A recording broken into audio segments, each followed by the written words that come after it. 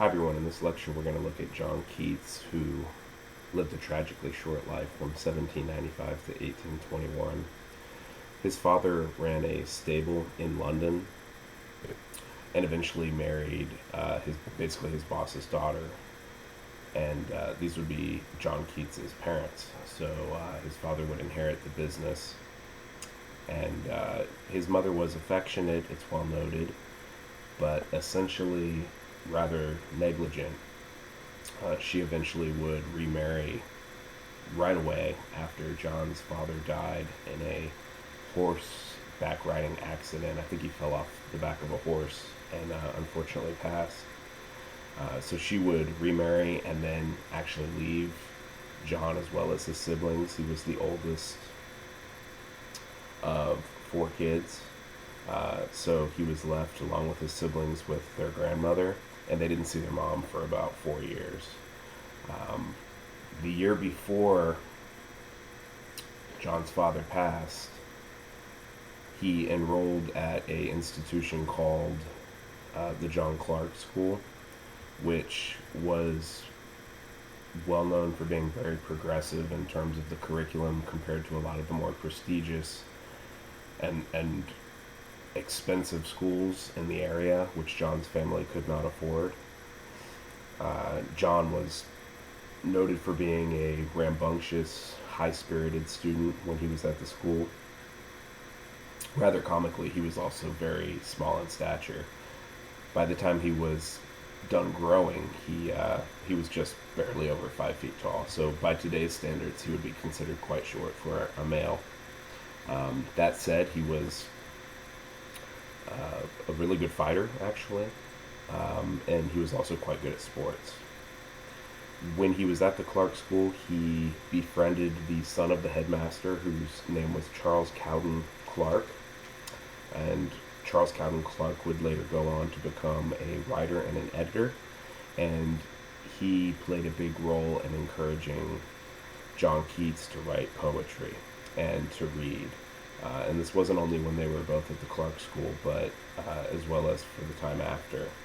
He introduced Keats, for example, to Spenser and to other poets, to theater, and also to music. So when John was a young man and his mother eventually returned to the family around the time that he was about 12 years old, she was already ill with tuberculosis, and in 1810 she would pass. And John basically inherited some money from the family, and he would eventually go into the custody of a guardian named Richard Abbey, who was a businessman and very pragmatic, very sort of non-receptive to the idea of art and later sort of pursuits that John would eventually chase down. And he was encouraged by this guardian, Mr. Abbey, to become an apprentice, and actually he became a medical apprentice and was licensed to be an assistant to surgeries within a year or so. But he would abandon his medical studies and abandon his medical profession, much to the chagrin of his guardians, in the pursuit of poetry, which he felt, as you might imagine, much more passionately about. That decision to abandon the medical profession was influenced by John Keats' camaraderie with this friend named Leigh Hunt, who was the editor of a very famous publication named The Examiner. He was also considered to be a bit of a political radical, and that'll be important later on. But he was an important literary figure who people were very familiar with. And he is noteworthy for being really the first successful, established author that John Keats met. And like Clark, he encouraged the poetic pursuits of John. And he introduced John to writers who at the time were very famous, people like Hazlitt, Lamb, even Percy Shelley. And it was through Hunt that Keats would meet Reynolds, eventually Dilkey, eventually Brown, all of whom would become intimate friends of him and provide him with really the sympathetic and appreciative audience that would cultivate his development during his brief life. As for that brief life, John did not really write poetry until the age of 18, so right around the age that you guys are. And that said, by 1816, okay, so you can see up there at the top, he was born in 1795, he had published the bold sonnet, First Looking into Chapman's Homer, which we're going to focus on today. It's one of the poems that you were assigned to read. Later that same year, he wrote Sleep and Poetry, which I'll refer to, but you did not have to look at. And it's in this poem that scholars have noted what appears to be the acknowledgement on John's part that perhaps he would die early. So we see in this poem the lines, this is from Sleep and Poetry, these lines of dedication with which the poem opens. Oh, for 10 years that I may overwhelm myself in poesy, so I may do the deed that my own soul has to itself decreed. Then I will pass the countries that I see in long perspective and continually taste their pure fountains. So John, we see, devotes himself to the poetic life in these lines, but he also appears to be aware of the, even at a very young age, of the finite nature of his own existence, which of course would be shorter than the average lifespan, even at his own time. So in these years, 1817 and 1818, John's poetic career starts to take off. However, as we'll see in a minute, around the year 1818, he begins to collect a number of negative reviews. But even before that happens, John publishes in the year 1816 the sonnet on First Looking into Chapman's Homer, which is the result of, essentially, as I have on the slide, an all-night poetry reading session with his friend and mentor Charles Cowden Clark, again that son of the headmaster at his school, who stayed up with him reading lines from Chapman, who's a famous Elizabethan poet and dramatist who also translated Homer. So they spent all night reading Chapman's version of Homer, and around daybreak, Keats started walking home. And as the story goes, this sonnet on First Looking into Chapman's Homer was in Clark's mailbox by later that morning, the very same day. And it does contain a couple of little factual inaccuracies. For example, it's Balboa, not Cortez, the Spanish conqueror of Mexico, who caught first sight of the Pacific. But essentially we pass that over when we're interpreting this poem and appreciating its artistic greatness. The most important thing that you'll see in this poem, which is very, very short, would be the way in which it's an ode, ODE, or poetic testament to, as I have on the slide, the rich significance or meaning of the way in which language and the imagination interact. Because if you look over these lines, the poem really focuses on the way in which imagination is mediated by language. Okay, so you'll see that I have the poem reproduced here on your slide, in addition to a couple of annotations in the margins to the left and the right. So the first thing that I want to point out in these first 4 or 5 lines is that you'll see the speaker acknowledge the fact that he has a lot of rich prior experiences.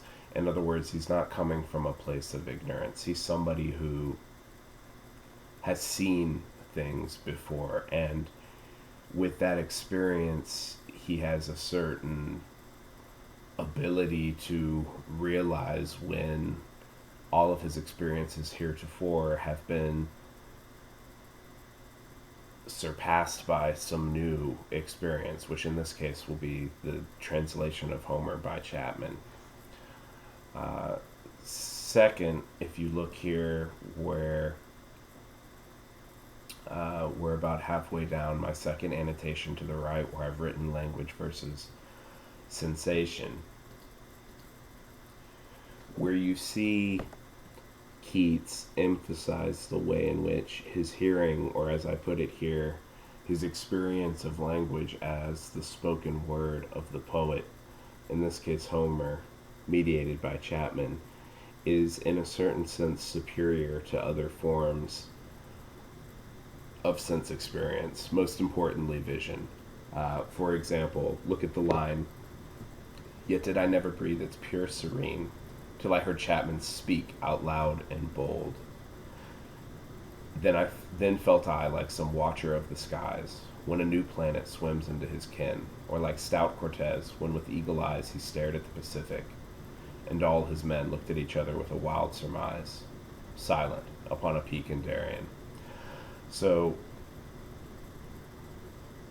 the privileging of hearing in the guise of language versus vision and other forms of sensation is apparent here to the extent that you see all of the acknowledgement of prior experiences come down to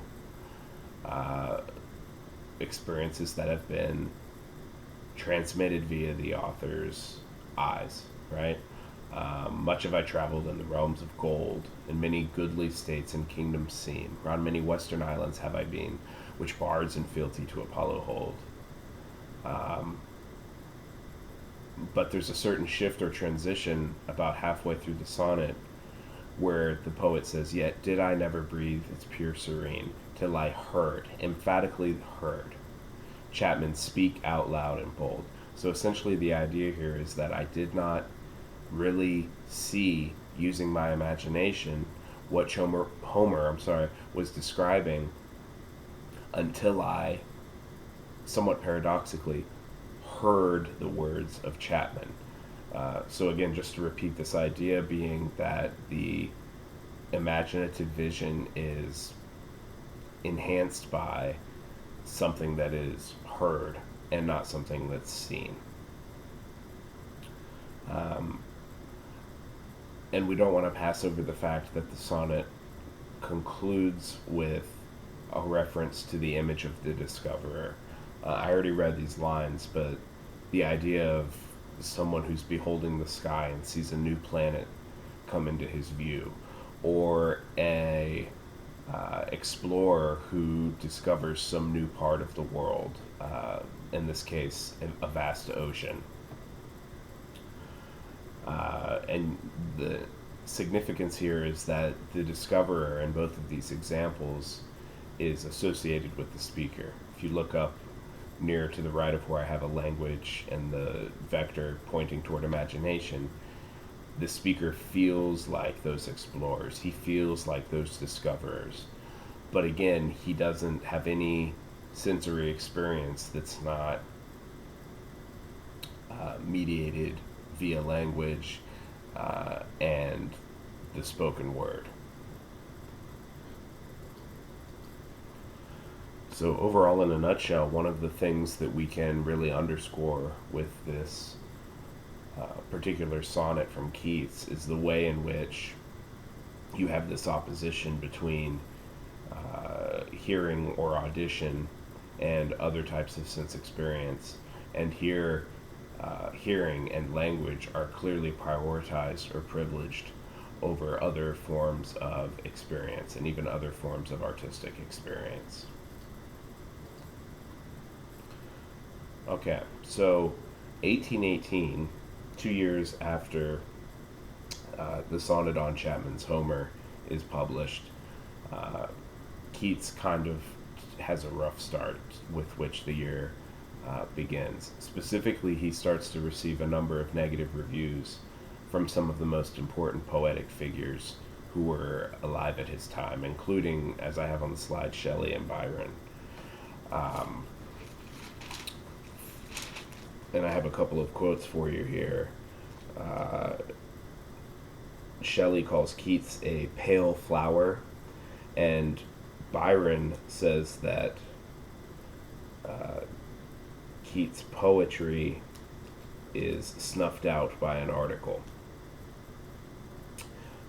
So many of the critics who were especially tough on Keats were in fact political opponents. And typically they were associated with Tory publications, Tory journals. And they kind of took aim at Keats to the extent that he was associated with Hunt, who, as I've said, was a well-known political radical. What's noteworthy is that Keats was aware of the fact that he was the victim of, in this case, political prejudice, and secondarily, class snobbery. And he noted that he was most likely tougher on himself as a critic than any of the article authors or reviewers were in their own accounts of his work. It is in the same year that Keats had to deal with a difficult situation with his brother George, who had recently married and had moved to the United States in the state of Kentucky and had basically lost all of their money in an imprudent investment. Keats was himself short of funds and needed to help out his family members. So he now had to find ways to bring in money from his writing. So he began to take up journalism and even thought about penning a couple of plays. But it was in the same year that another brother named Tom would contract consumption, also known as tuberculosis, which at this time had no cure. And John was in close proximity to him and was a devoted bedside attendant to his brother, who had to watch his brother essentially waste away until eventually passing on in December of that year. In the summer of this year, though, Keats took up a very famous walking tour across 3 different nations: England, Scotland, and Ireland. And this was very strenuous. It's well known for being a glorious adventure in Keats's life, but it was also one that was totally exhausting in wet and cold weather. As I have on the slide, he walked around 400 miles, 27 of which were in a bog, which was practically like walking through quicksand. John finished his trip in August of that year, and he noted that he had what felt like a habitually ulcerated throat, and he was worried about the tuberculosis that had killed not only his mother, but his brother. It was in this period of crisis and turmoil that Keats essentially reached the crescendo of his brief poetic career.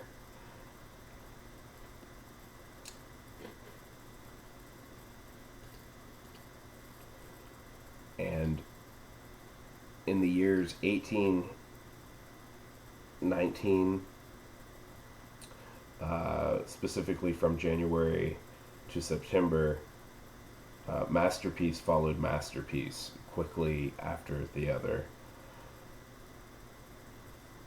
All of John's poems from this time period possess the distinctive qualities of the work of Keats' maturity, including, according to the Norton Anthology of English Literature, a slow-paced, gracious movement, a concreteness of description in which all of the senses, tactile, gustatory, kinetic, visceral, as well as visual and auditory, combine to give the total apprehension of an experience, a delight at the sheer existence of things outside himself, the poet seeming to lose his own identity in a total identification with the object he contemplates. and a concentrated felicity of phrasing that reminded his friends, as it has many critics' sense, of the language of Shakespeare.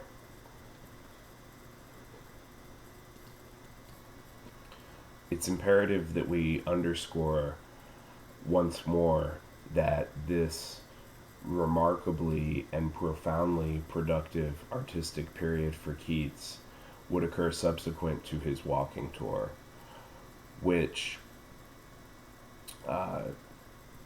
given his propensity for synesthesia, would account for the rich lines that he would compose.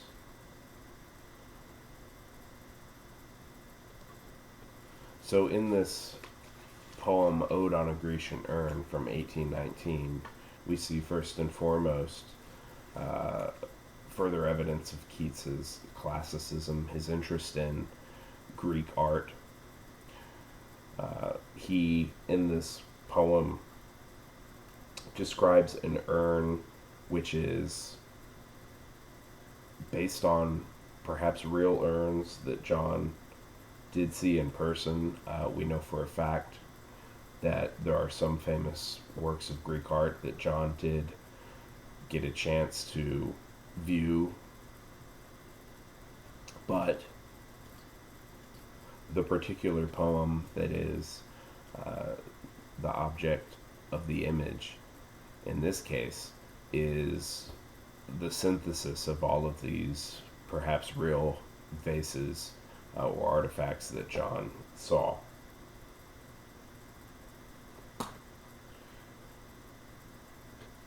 We also want to pay attention to the fact that this poem is going to really focus on the way in which certain types of art can demonstrate or evoke a sort of permanence or eternity that actual lived experience cannot itself capture. Meaning, we all eventually will have to contend with our own mortality and die, but certain types of art, like in this case, this sculpted urn, are able to, thousands of years later, speak to and bring to life certain things that will never come to pass.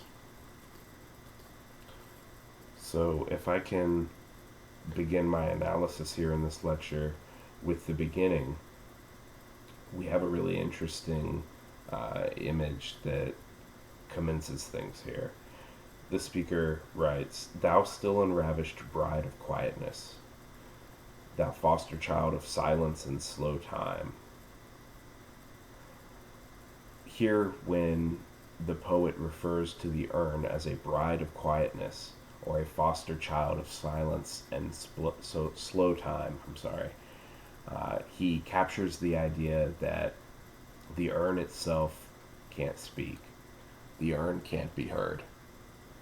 So this is in direct contrast to the sonnet on Chapman's Homer, where we saw precisely the opposite. We saw the prioritization or the privileging of the spoken word or the heard word over the object of vision.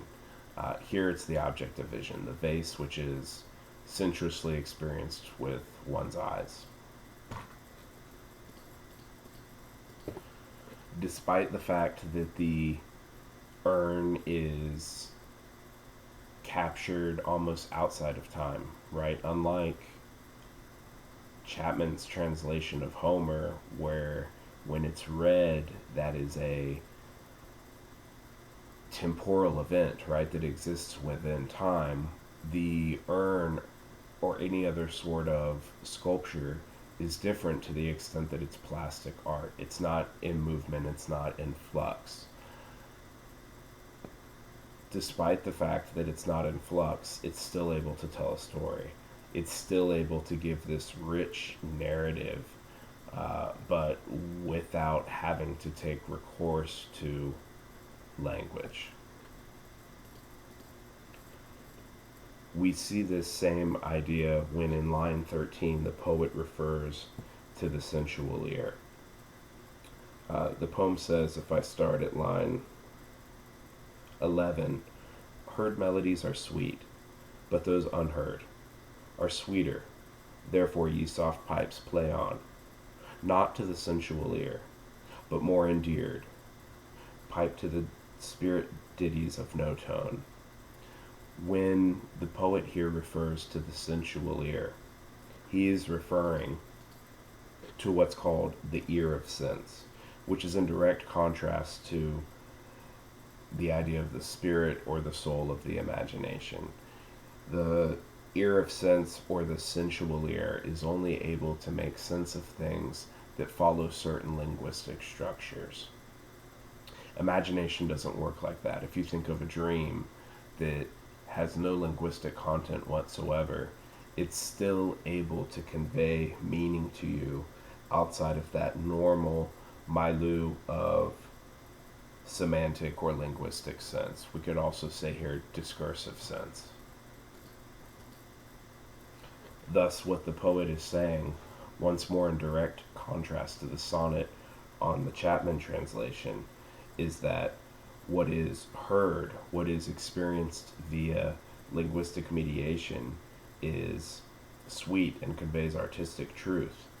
But that which is not heard, that which is not discursively mediated, that which does not have to be translated into language, has a different sort of power. As the poet writes, it's sweeter. And for that reason, it is dearer. It's able to convey its meaning in a different sort of fashion. This brings me to my next point, which is the way in which the urn is able to evince the prioritization of eternity vis-a-vis the world of flux that can be evoked by other types of art, like dance or music, each of which have to be temporally mediated. The urn or other types of sculpture aren't like this.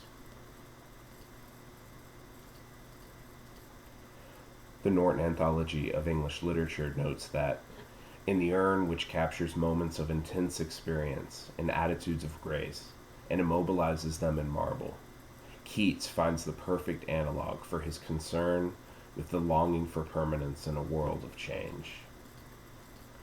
Indeed, this is the central preoccupation of Keats in a lot of his poetry.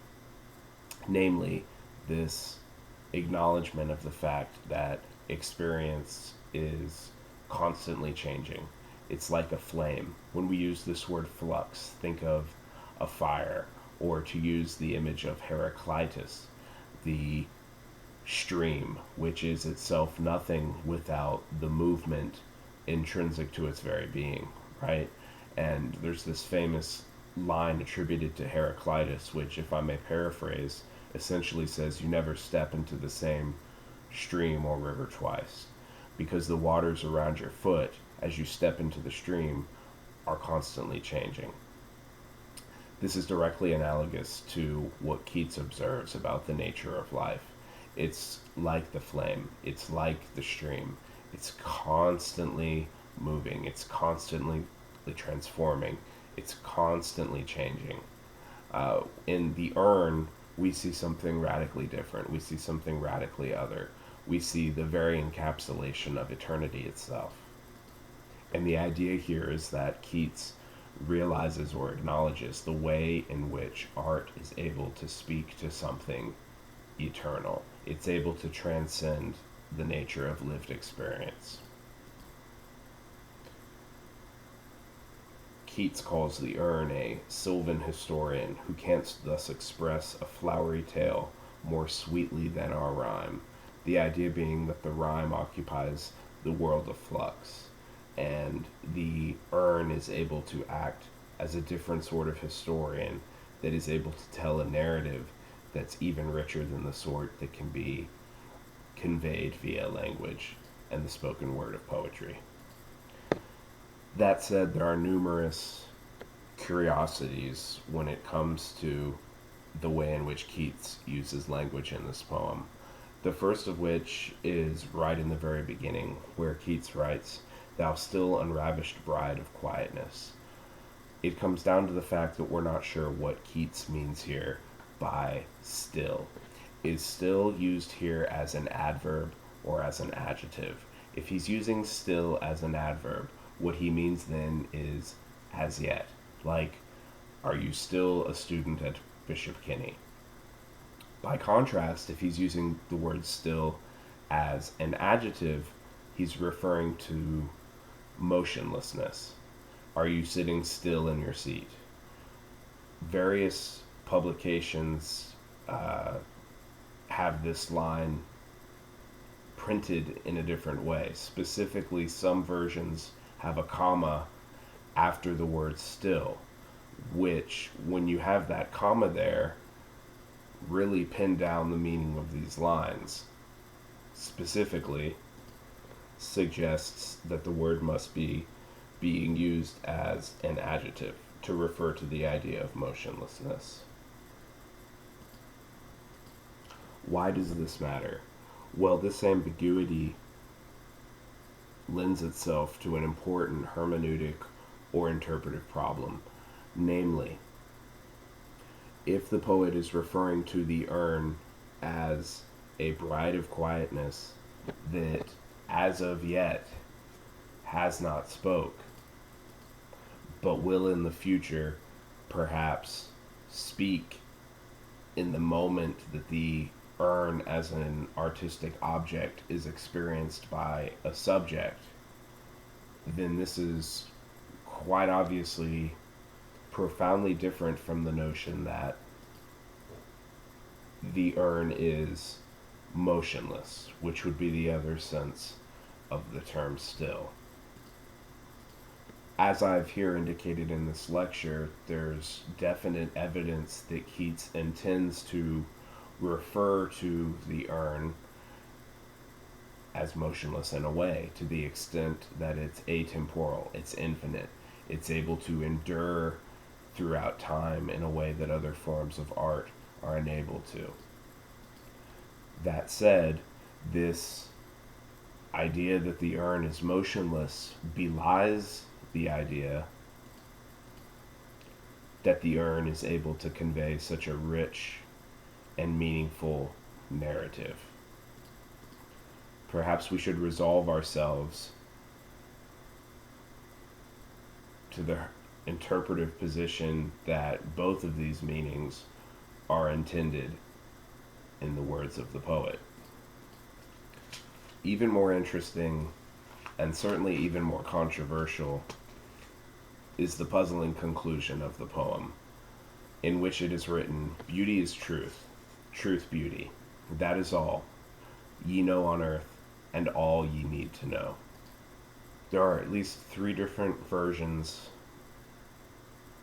of this poem with different endings and different punctuation. First, you have the ending that I have here on the slide that has quotation marks around the line, the proposition, the statement. Beauty is truth. Truth, it is implied, is beauty. The second version of this published poem has no quotes whatsoever. The third version, which I noticed in preparing this lecture, is the first hit that you get on Google when you search for this composition, has this entire part in quotation marks. And you'll see that I do have an ending quotation there on the slide, which is in fact a typo, but probably results from the fact that I was looking both at the Norton version that had only the first part in quotes, as well as the version on, I think, poetryfoundation.org that had this entire part, these final 2 lines of the poem, all within quotation marks. So once again, let us consider why this matters. The significance is that scholars and critics are in a debate about whether all of these lines are uttered or said by the urn, and the rest by the lyric speaker. Secondly, whether the ye in the last line is addressed to the lyric speaker, to the readers, to the urn, or even to the figurines on the urn itself. You also have the issue of whether all ye know refers to that beauty is truth, or that beauty is truth in addition to the statement in lines 46 through 48, which state, when old age shall this generation waste, thou shalt remain in midst of other woe than ours, a friend to man, to whom thou sayst. And lastly, there is the scholarly issue of whether this famous line, beauty is truth, is a profound metaphysical proposition, a statement about the way that things really are in themselves, or whether it represents the limited perspective or vantage point of the urn, or even whether it's simply nonsensical. I've adapted these various critical considerations once more from the Norton Anthology of English Literature. One reason why this ambiguous ending to the poem has garnered so much scholarly attention is the fact that the lines are so bold. What we have here is an equivocation between beauty and truth. We have the pronouncement at one and the very same time that to be beautiful is to be true. In addition to the fact that to be true is to be beautiful. So essentially, that which is not beautiful cannot be true. Which, to many scholars and literary critics, seems like an obvious, nonsensical statement. In any sober account of reality and the way the world is, it seems pretty apparent that there are things that are true that aren't beautiful. If we think of things like the pain of war, the pain of suffering, the pain of poverty, these sorts of things, they're not necessarily, at least prima facie, at first glance, beautiful, but that doesn't mean that they can be denied or can be determined to be false simply on their aesthetic quality. But if I can point out the words that are subsequent to this pronouncement at the end of the poem, I've read them once already. That is all ye on earth.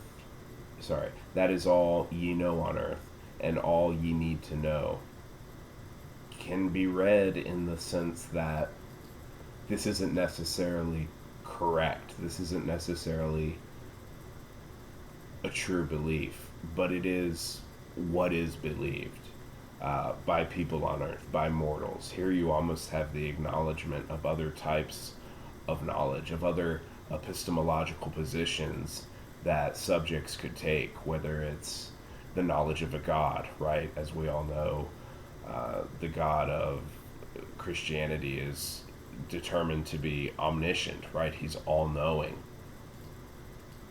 We, of course, are not omniscient. We are not all-knowing. We are the ones who, on earth, perhaps have erroneous, misguided beliefs, such as, for example, the belief evinced here, which is that to be beautiful is to be true, and to be true is to be beautiful. It's quite possible that this is not being endorsed by the speaker. But here's why it might be. Clearly the speaker takes it that the urn is a beautiful artistic object.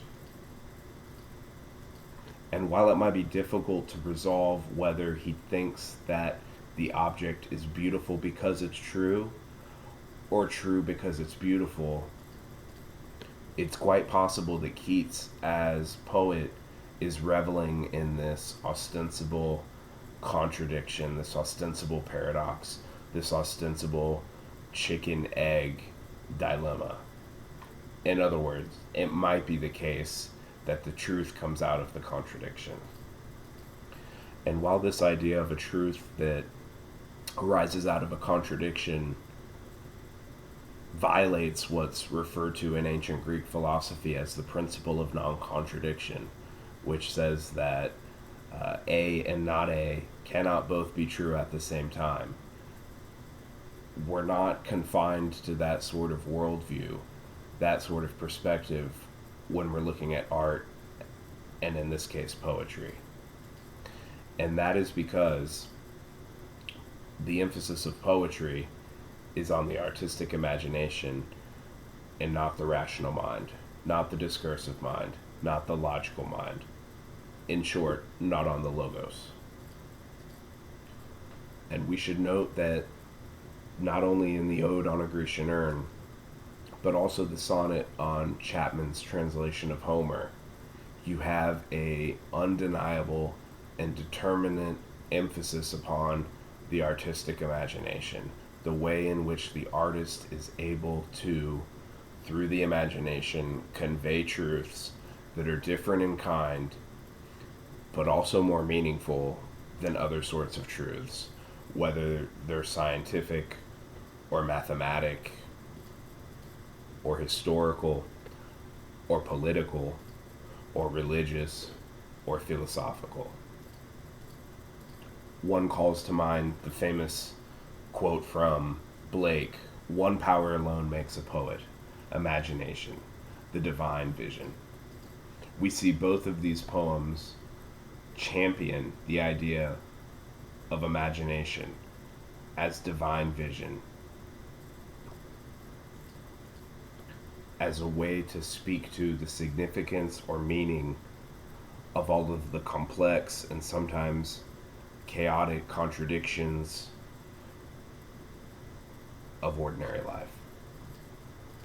That said, there is at least one important thematic difference between the two poems, and that is one that I've already alluded to in this lecture, namely, the way in which one of the poems privileges the visual experience, specifically the Ode on a Grecian Urn, whereas the other earlier poem, the sonnet on Chapman's translation of Homer, privileges the idea of audition, of hearing speech, and the truth that's inherent in that act.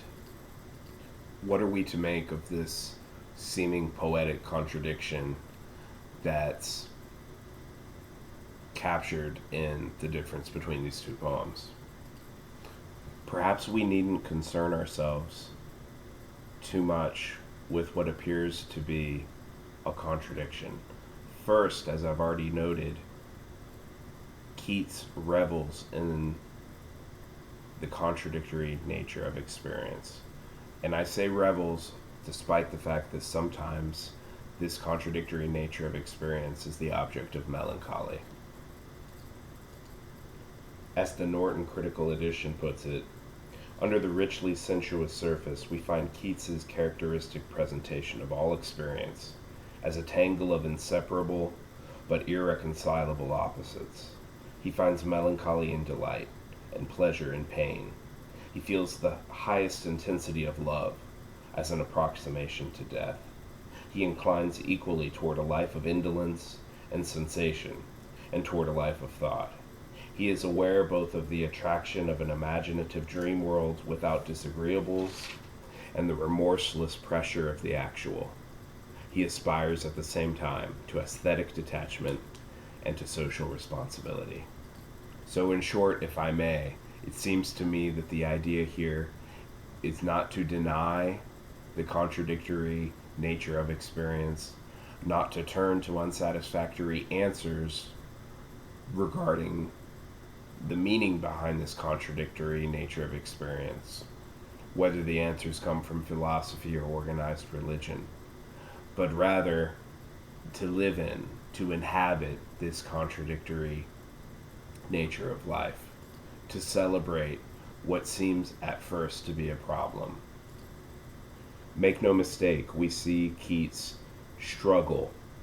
We see Keats revel with certain problems that result from this dichotomous way of looking at the world and existence.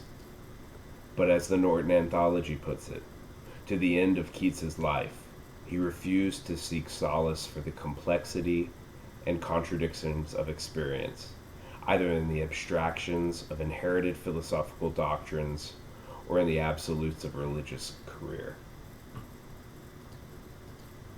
Instead, Keats writes, in his reworked version of the epic Hyperion, that the height of poetry can be reached only by those to whom the miseries of the world are misery and will not let them rest. In other words, the idea here is that misery does not have to be resolved. Misery does not have to be fixed. Misery does not have to be alleviated. Instead, for the poet, it is misery that is acknowledged or identified as such. And it is this misery that haunts the poet and enables her to reach poetic greatness. Thus, the irreconcilable opposites of being happy or being miserable, of seeing something or hearing something, of existing in a finite way but desiring or wanting to grasp toward the eternal and the infinite, are what give meaning to our existence. They're what make life what it is. One night in 1820, John Keats coughed up blood. Since he had been trained as a physician, he was unwilling to deny the truth. He writes, "I cannot be deceived in that color. That drop of blood is my death warrant. I must die." He was only 25 years old. That spring and summer, a series of hemorrhages rapidly weakened him.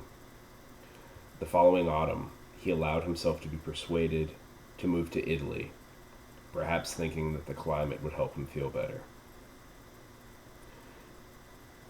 He died in Rome on February 23rd, 1821.